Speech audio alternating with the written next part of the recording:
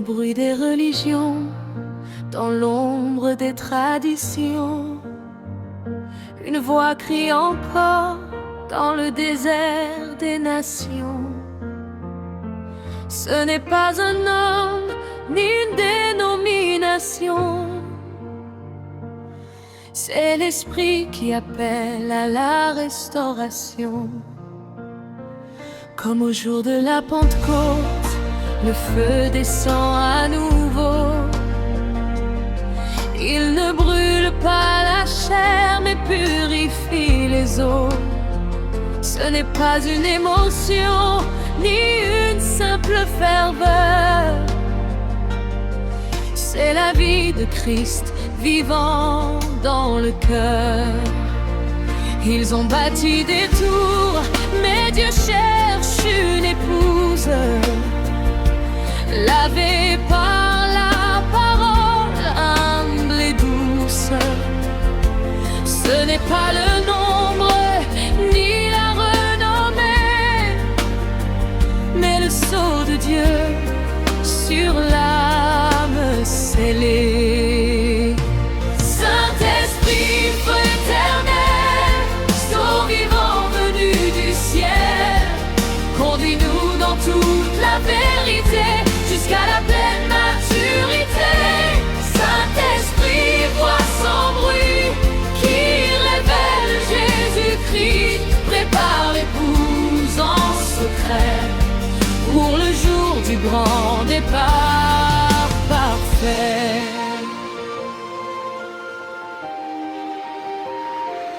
Comme une colonne de feu dans la nuit noire, tu conduis les élus hors de l'histoire. Pas par la force, ni par l'épée, mais par la parole révélée. Les vierges sages entendent l'appel, elles ont l'huile, elles voient le ciel. Ce n'est plus le temps de jouer à croire, l'époux est proche, voici le soir. Le monde rit, mais l'épouse veille. Elle reconnaît la voix qui l'éveille, car l'esprit et la parole sont un. Ils témoignent d'une demeure. Saint-Esprit, feu éternel, sceau vivant venu du ciel, sépare-nous de ce monde trompeur, fais de nous ton demeure. Saint-Esprit, doux consolateur, esprit de vérité révélateur, scelle-nous pour le jour final, quand retentira l'appel royal. Ce n'est pas un réveil des foules, mais un appel individuel. Dieu ne change pas sa parole, il restaure l'original.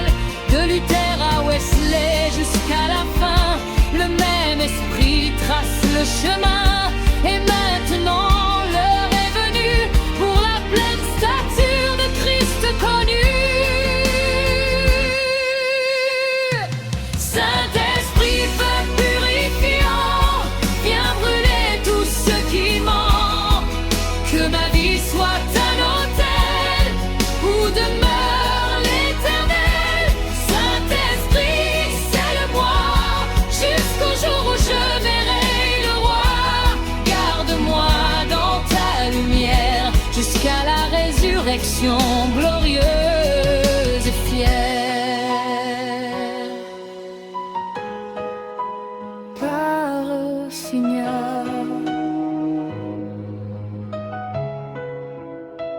ton serviteur écoute, scelle-nous par ton esprit, jusqu'à ce que la foi devienne vue.